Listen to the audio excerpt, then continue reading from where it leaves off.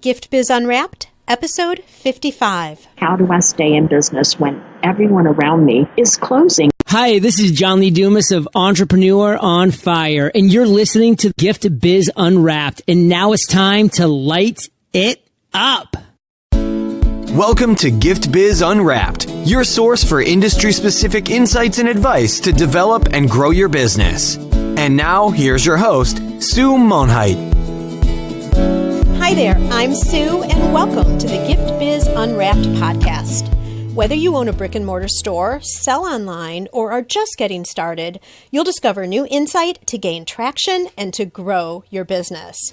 And today we have joining us Sharon Day. Sharon is the owner and head designer at Express Yourself Gifts and Baskets, and the only certified gift designer in all of Massachusetts.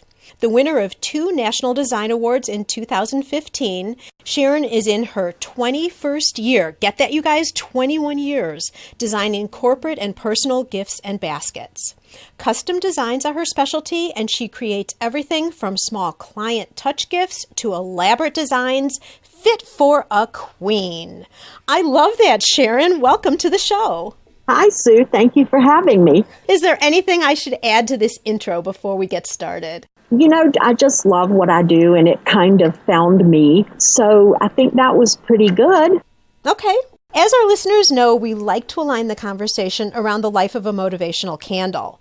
The light shines on you while you share all these stories and all these experiences of being in business for 21 years. Are you ready to light it up?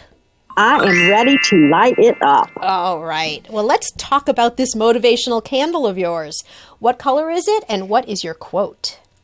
Well, it's actually 2 colors, which align with the colors of my logo, which I chose for a very specific reason 21 years ago. The first would be red because it's associated with energy, determination, passion, and love, which all describe how I feel about what I do. And then purple because it combines the stability of blue and the energy of red. And it's associated with luxury, dignity, creativity, mystery, and magic. And that is a powerful combination for me. Love it.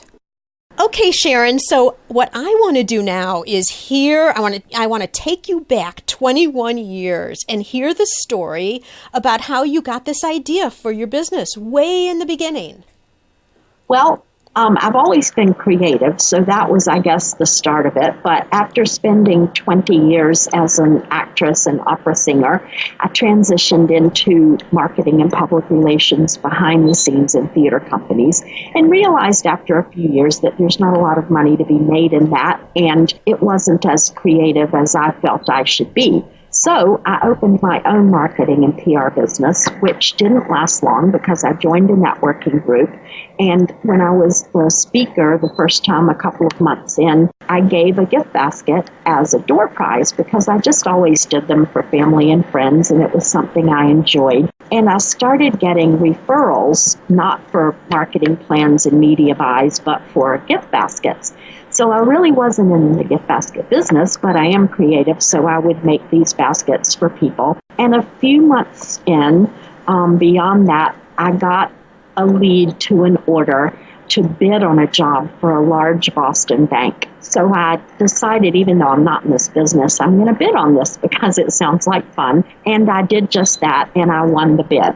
So here I am with this 1,000-piece order from a large bank, and I'm not in business. I have no vendors. I have no location. So I turned to the fellow members in my networking group, one of whom was a gift basket designer in a different chapter. And I said, okay, this is what has to happen. You need to help me put this together because I have this opportunity to fulfill this $30,000 order, and I'd like to do it and see if I can. So she helped me, and I hired members of my networking group to come and do production. One of my marketing clients loaned me his double garage and family room and $5,000 to purchase product and supplies because I was not in this business, but I had won this bid. So we got the job done, long story short, in 2 weeks. the bank picked them up. They were very happy. And when I got that check and paid all the expenses, I used that money to turn the marketing and public relations business into corporate gifts, because I realized right away that this was just such a happy business to be in. It made people smile. And, nobody wants to spend money to buy advertising and media buys, and they don't want to pay you until it works. And so gift baskets, though, on the other hand, you do them and people smile and pay you right away and everybody's happy. So that's how I ended up with this industry finding me. Would you say then that really your networking group absolutely saved you? Because how would you have ever been able to do it without them? Well, I wouldn't have even been in this industry because it had not occurred to me that I could start a business as a gift basket designer. Marketing and PR I knew, so that was a familiar ground, and that's what I started in originally, but it wasn't fun and I wasn't passionate about it. I was good at it, but not passionate about it. And I'm not good at lasting with things I'm not passionate about. So this called my name, and I answered the call, and I've never looked back. So you had that first job, and oh my gosh, gift basket owners would die for $1,000 piece order, much less at your first order. Yeah, I've never done a $30,000 order since in one piece, and I'm not sure I'd really want to. It was a tough assignment to do $1,030 baskets. Sure. So yeah, I feel lucky to have had the big order at the beginning. Right. You just described how you got your product, got manpower, put it all together, delivered it on time. Then you probably had a chance to sit back and take a deep breath, right? Probably get a massage or something. Well, I did my research on starting this kind of business. So I spent a lot of time, even with things like the colors I wanted in my logo, as I mentioned before. And I decided right off the top that even though there were a lot of providers out there, nobody was my competition because we're all different. My design style is different. The way I approach customers and relationships with those customers is very different. And back in that time, in 1995, there really wasn't the internet to contend with. So most of what people consider competition was local.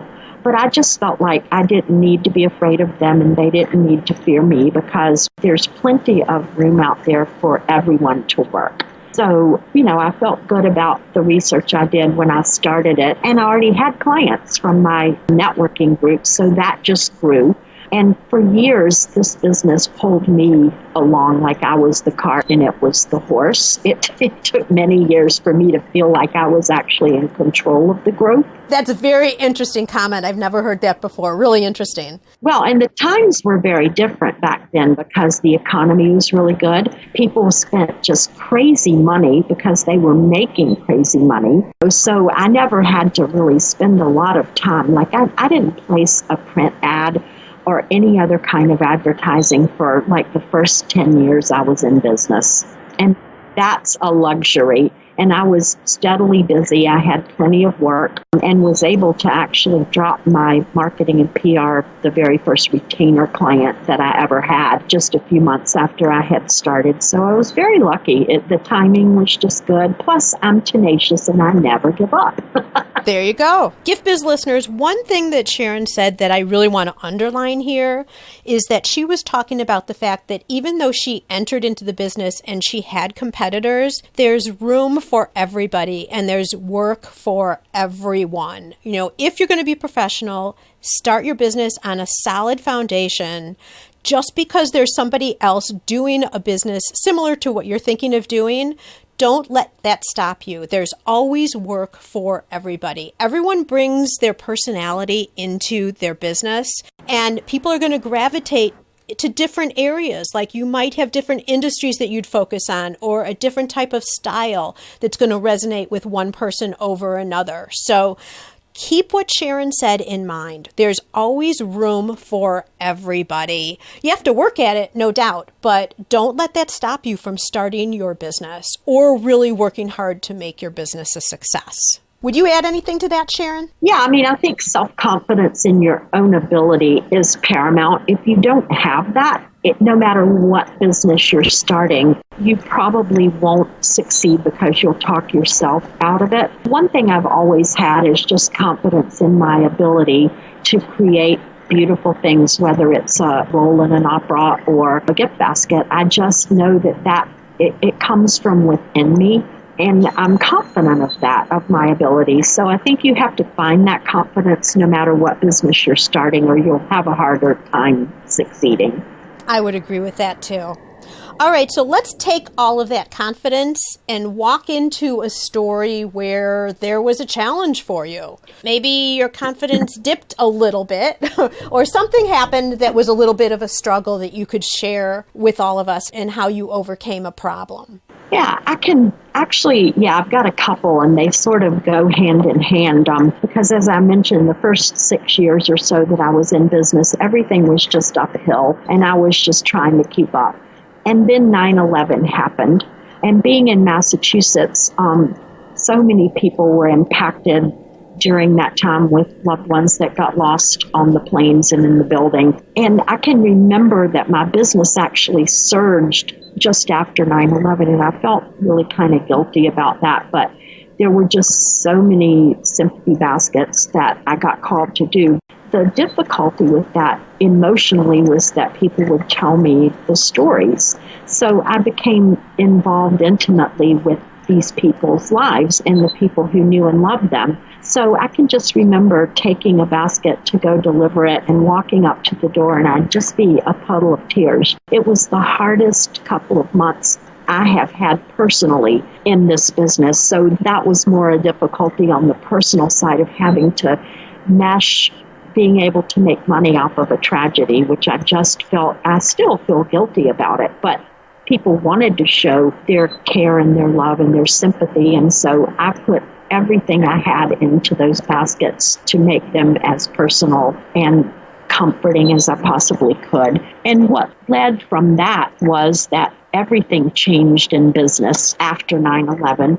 Many of my clients, they had a budget, they no longer had it at all, or their budgets were drastically reduced. So at the same time I was opening my first shop outside of my home, I was faced with some of the larger clients I had either not being able to stay with me because they weren't buying gifts and luxuries anymore, or they had drastically reduced their budgets. So I had to get really creative. And again, this is the difficult part, was how do I stay in business when everyone around me is closing? And I had many good friends in this industry in this New England area, and all of them are gone now, and I'm the only one of that group that is left, and I've since made new friends in the business here, and other people have opened to replace them. But I did have to get creative to keep my expenses down, to try and discover a way to make gifts that were affordable, because in the past people would spend just like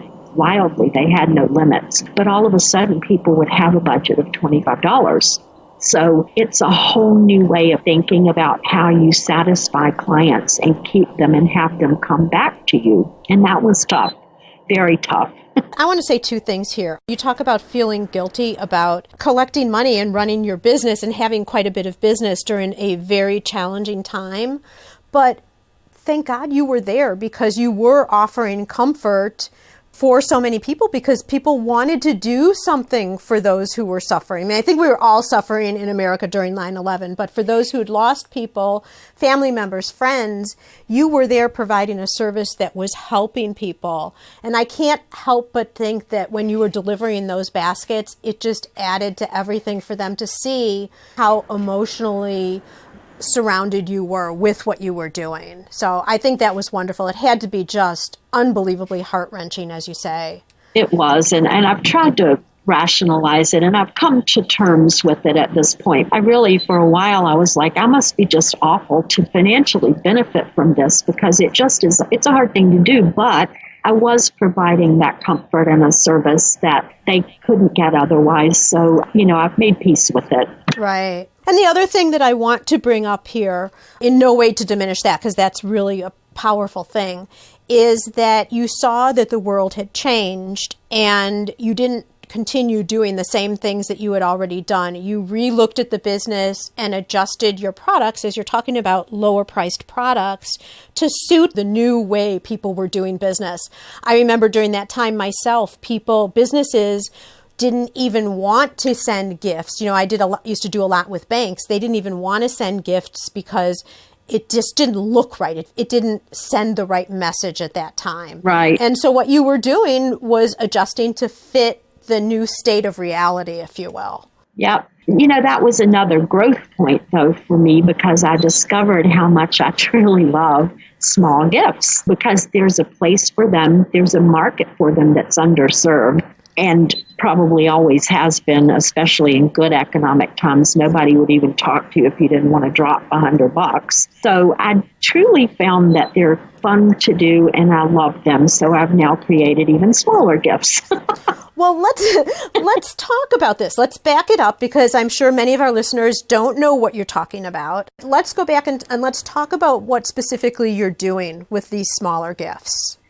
Well, in about 2014, I noticed a need within the real estate industry, which was coming back from a really disastrous few years. And people were starting to ask for small little tokens to take out and stay front of mind with their clients. And I happened to have a very deep relationship in real estate that I had built over many years. So people would come to me and ask me about, what do you have that's like $3 or $4 that I could take out with my card? So I saw the need.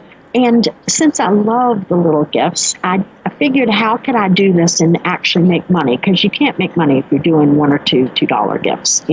Face it, you got to make money in this industry. I came up with the idea of putting a club together, a pop-by gift of the month club, or as industries outside of real estate would call it, a client touch gift, or a small way to stay in front of your clients on a monthly basis. So I just asked around in the real estate sphere that I'm part of. I said, would you want to join this club for free? It's not going to cost anything, and you only need to make a commitment of 10 gifts a month at $5 or under. So your maximum expenditure for marketing in a month with a pop-by gift would be $50.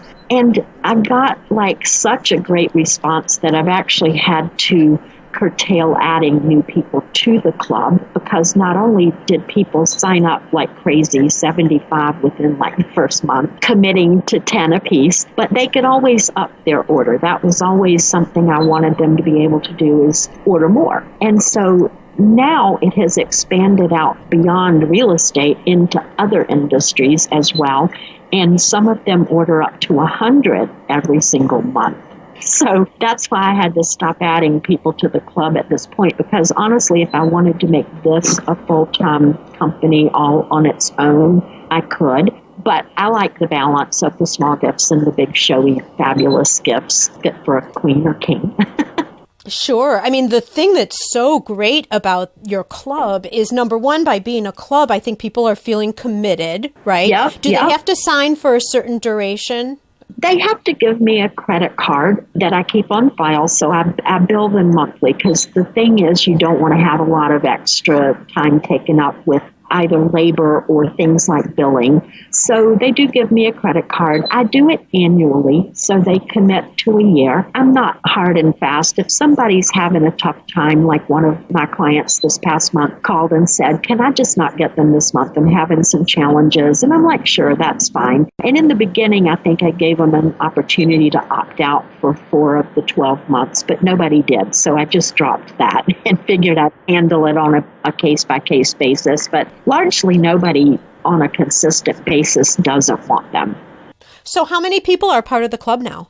I have 125. 125 people are part of this club. Yeah. And all right, so we'll just, and it's going to be at least a minimum of $50 per month. We know that some of it's more.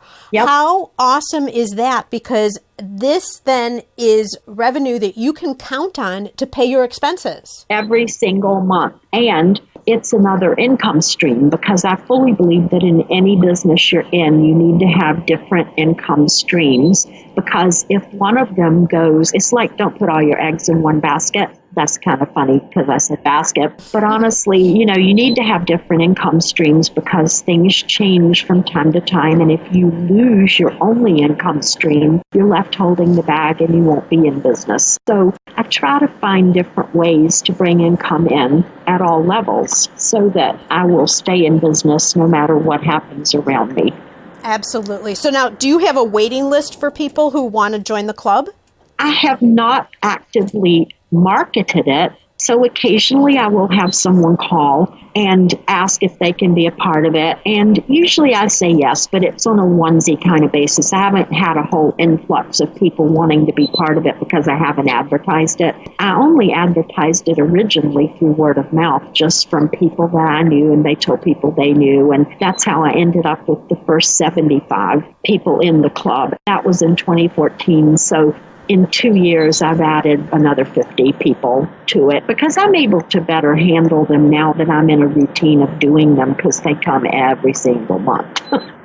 Sure. Just the concept of having that stable business coming in and month out. And certainly 125 customers are not all going to drop out at one time. So if for some reason something happened and you started seeing a trend of people backing off, you could open the club up again and start promoting it again. That's all. Absolutely. And if I wasn't space challenged in my current location, I could just have this become bigger. But I'm in an 800 square foot shop, so it's not giant. And to have people coming in working here would be very cramped. So at some point, if I find a different situation, I can have a set of people who just do Popeye gifts for me if space is available. And then I can expand it. And who knows, maybe one day I will start it as its own company. There you go. You never know. Keep your options open, right? That's correct. So tell me real quick on the other end, so the larger baskets, what types of things do you do to promote that side of the business? Again, almost 100% of my promotion at this point is word of mouth or through MailChimp, kind of like people who sign up on my email list or my Facebook. I get a lot of business from my Facebook business page. After 21 years, I don't look to find that many new customers because I've been able to manage to retain the ones that I've had. And the word of mouth gets me all the new clients I can really handle. That's fabulous. And we always talk in marketing that the best prospects are your current customers. So, Absolutely. And as long as you are servicing them, providing value, continually freshening it up with probably new products in the baskets or, just keeping things current, you can retain that business for a long, long time. Yeah, and since I do all custom work, nothing is ever the same. Like no one's ever going to order 2 baskets from me 3 months apart or 3 years apart and get the same basket they got before. That's never going to happen. So I quiz my customers and ask them questions about the recipient so that every single gift is unique. So is that how you make your customers feel valuable and important because everything they're giving is really unique, one of a kind? It is. And so often I get my customers call me and they will say stuff like, how did you know they liked that? And I'm like, I don't know. I just asked you questions and I kind of get a picture in my head and a feeling about it. And I go from there. And sometimes I hit it out of the park and, get something they didn't even know I would put in a basket that the recipient was going to love. But I try to make it very personal. And I've built really strong relationships with my customers throughout the years. I don't really have a lot of customers that just buy a basket. They don't buy them online from me. Generally, most of my customers are in the New England area, and they call me or email me or text me. We have that kind of a relationship where we know each other pretty well at this point. One-on-one relationships. Yeah, absolutely. They know you, and that's probably how you keep business so often because, why would anybody go to anybody else? They know you, they feel good about what you're doing. It would almost like be cheating on you if they Right. were Well, somewhere else. and I know them so well now that I even know their habits. Like there's one customer I have, and I know she'll forget to call me when she does a trade show. So when I know the trade show's coming up, I call her and go, hey, do you want a basket for that trade show? And she's like, oh my gosh, thank you so much for calling, because I would have totally forgotten that. So, I mean, I know them at this point very well, and I can pick up the phone and make that kind of call, and nobody feels like I'm being pushy. I'm trying to make a sale because I'm anything but what I would call a salesperson. I'm more of an educator and a friend to help them get what they need. Mm-hmm. And that's how I approach it. I'm very low threat when it comes to the phone ringing and I'm on the other end. Got it. Well, I'm curious. I know you're actively involved in your local chamber. What other types of groups are you involved in, or how else are you finding people face-to-face?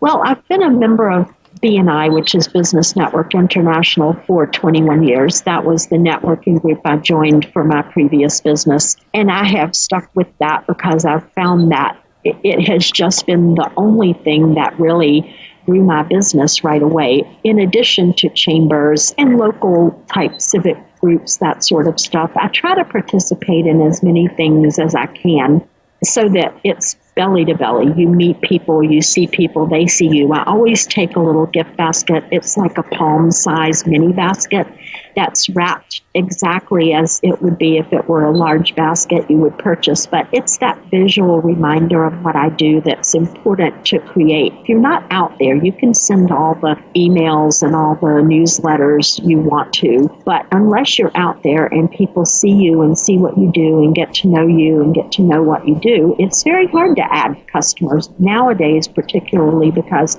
the onset of the internet has made it so convenient for people not to even think about what it is they're doing. So you really have to have that presence in front of your clients and in front of your potential clients in order to have them understand why you're different than a basket made a year ago and put on a website. Do you, when you go to some of these events, ever raffle off the basket, or is it always just a demo, an example? No, I donate a lot of baskets to organizations having events that I'm attending. And sometimes I'm invited to attend because I donate a basket. So that's important. Giving back is huge too. Everyone, I think, needs to do that because it makes you feel good, not because you're going to get business from it. Because I rarely do get direct business from a donation. But it makes me feel good, and I meet people who then become my customers. All right, Sharon, I want to move on now into the reflection section. This is a look at you and what has made you so successful all these 21 years in business. What is one natural trait that you use that you think you've had your whole life that you call upon that has contributed to your success? Well, there are two of them, really. I think one is, and it's kind of a curse as well as a trait that helps me, is that whenever I'm talking to someone, I immediately get a picture in my head. Like when a client is trying to tell me about the event or the person getting a basket, I can envision it immediately in my head. So I see everything in pictures, which helps me. But it's hard. It's a burden to bear to get a picture for everything people say to you. But it has helped me tremendously. And the other, I think, is that I am just an outside the box or the basket kind of girl. I am not going to be reined into using a basket necessarily to create a design because I look around me in the world and I see all these things that could be a great container, for instance. So I am not a person who feels restrained by using the typical tools of the trade, if you will. And I think that brings an unusual element to my designs, and it helps me to be different and to be someone that people can call on when they need that weird basket or that weird event is coming up and they have no idea what to do for it. Right. Well, the creativity for sure, because as you talk about, each of your designs is totally unique. Right. It would be so easy just to gravitate into one type of style all the time. But it sounds like just naturally, because you're so picture-oriented in your head and look for all those different ideas, that actually explains why you're in the business that you are. Well, and that's why I called it a curse too, because it really, sometimes I feel like it is a curse to have that burden of seeing visually something, because once in a while I meet someone who also has that ability and our pictures are different. And, that can be a problem, but I can always change my picture to theirs, but they have to be able to tell me what their picture is. Most people Yeah, they can't. have to put words to it, right? Correct, yeah. Most people cannot do that, and they don't really have the envisionment of what they want. But I'm pleased to say that many times I can do that for someone, and they're just blown away. They're so happy because it's exactly what they were trying to tell me they wanted. So it's a good thing. And so rewarding when you hear that. When the feedback is that that you just landed it, you nailed it, the exact thing that they wanted. I love that. That's all the applause I need. I love being an actress because you get applause, and to me, that's my applause in this industry. There you go. What tool do you use regularly? Now, you're saying you're in an 800 square foot facility. You're doing hundreds and hundreds of these pop-by gifts as well as the larger gifts. And so you've got to coordinate and organize between your customers and your workday, and you go out to meetings and all of that. How in the world, what are you using to keep yourself organized and you always are so composed? How do you do this? Here's the thing. I would absolutely be lost and dead in the water, and I don't know how I ever survived before I got a smartphone, which was not until really a few years ago. But I use it daily for taking orders, creating invoices, running credit cards, taking beautiful pictures, keeping my schedule, and I even have a program that allows people to sign for their gifts on my phone. What are you using? It's a Samsung Galaxy 4, actually. It's not even the most modern Samsung Galaxy phone, but it does everything I need, and it keeps me from being restricted. Like, I have a credit card processor right on it, so if I'm at an event and I happen to have a table and I'm selling products, I can just make it a one-step sale so that I'm not going back after the fact and trying to do invoices or do billing. So it has cut my time probably more than in half by not having to load up a laptop or take it with me and start it up and have to find, the connection and all of that. It's just, I don't know how I ran this business without a smartphone from the get-go. Is there one particular app or something that you're using on that phone that you think some of us might not know about that would be a good recommendation? Absolutely. One of them is called Invoice Simple. So it allows me to invoice someone right on the spot. And I can actually, if they have an air printer, I can just send it right to them while I'm there making the delivery. Sometimes they request that so they can pay me up front, which is really nice if it's a quick order or a quick turnaround. So that's been useful. And then Expensify is another one that I use to track my mileage, because that's important for my CPA every year to know where I drove and what were my personal miles and my business miles. So those are two of the ones that I find are very helpful. Wonderful. Thank you so much for that. Have you read a book lately that you think our listeners could find value in?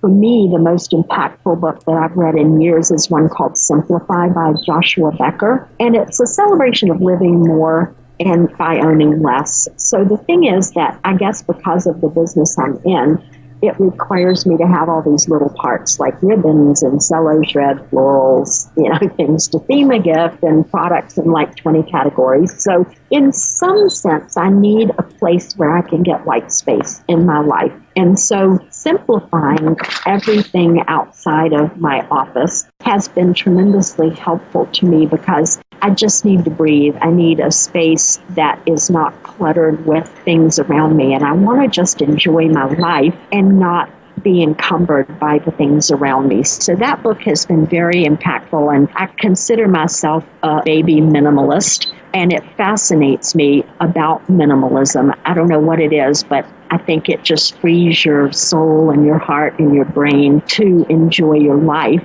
and not be surrounded by this stuff that is really just stuff.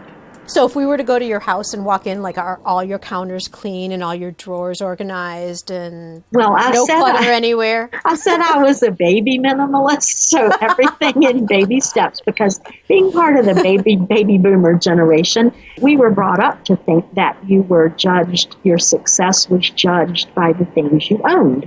And somewhere along the way, I departed from the baby boomer philosophy and sort of more adopted the millennial philosophy of, you don't need to have all that stuff. You can live simply and just have what you use every day. And so I've adopted a philosophy that if things are not beautiful or useful, they're gone. It's a process of parting with things that you think you need and really you don't. So we have a place in our house where we put things, and if we don't use it in a month, then it goes away. My husband fights me on this a lot because he would keep everything. He still buys into the baby boomer way of thinking. So my house won't be totally decluttered because his things are there, and I don't feel it's my job to throw his stuff away. But good point. Personally, I have shed so much stuff in the last year that I'm already feeling lighter and brighter and full of happiness. So it's a process. Yeah, I love that. I've been thinking I look at my closet and I'm thinking, some of this just has to go because I don't use it. Maybe I'm just going to have to read this book. That's all. It's a wonderful book. And Gift Biz listeners, just as you're listening to the podcast today, Sharon's book Simplify might be available on audio. I've teamed up with Audible and you can get an audio book for free. All you need to do is go to giftbizbook.com and make a selection, and maybe it will just be Simplify. Okay, Sharon, I would like to invite you now to Dare to Dream. I'd like to present you with a virtual gift. It's a magical box containing unlimited possibilities for your future. This is your dream or your goal of almost unreachable heights that you would wish to obtain. Please accept this gift and open it in our presence. What is inside your box?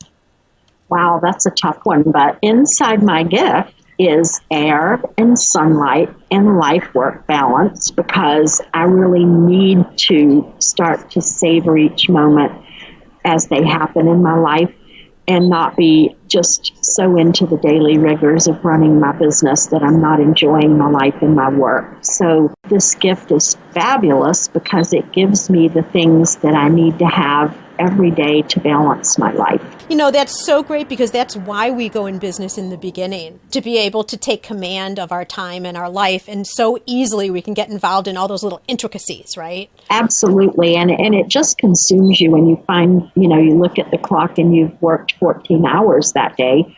And, people around you, your family, your pets, they miss you. And I find myself caught in that cycle way too often. And the older I get, I try to really find time to just decompress from the business because it will consume you if you let it. Sure. And recognizing it is the first step to having that dream come true. Right? Absolutely. And being a minimalist. There you go. Minimize the business so that I can enjoy my life. So Sharon, what would be the best way? We're going to put on the show notes page all the different contacts that you've given me already before we did the interview. But if someone is just listening right now, cleaning up their closet maybe after listening to what we had to say, what would be the best way for someone to get in touch with you if they wanted to learn more about you or possibly order a gift basket?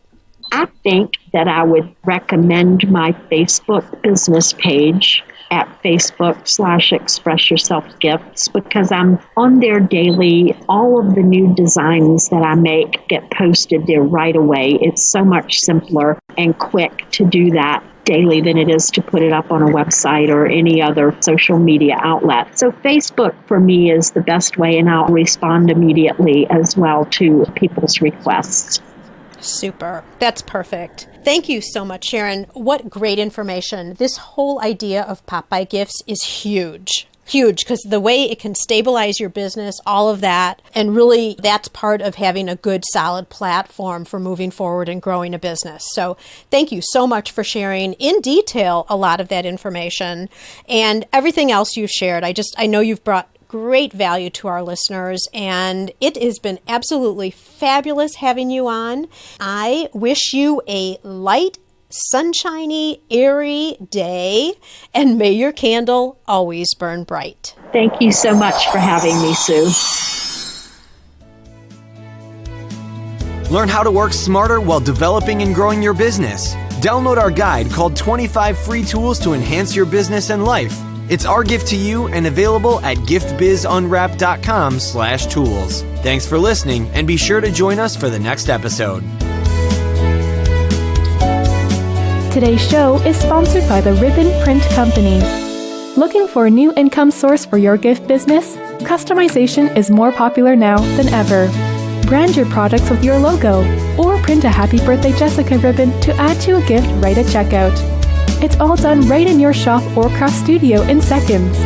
Check out theribbonprintcompany.com for more information. After you listen to the show, if you like what you're hearing, make sure to jump over and subscribe to the show on iTunes. That way you'll automatically get the newest episodes when they go live. And thank you to those who have already left a rating and review. By subscribing, rating, and reviewing, you help to increase the visibility of Gift Biz Unwrapped.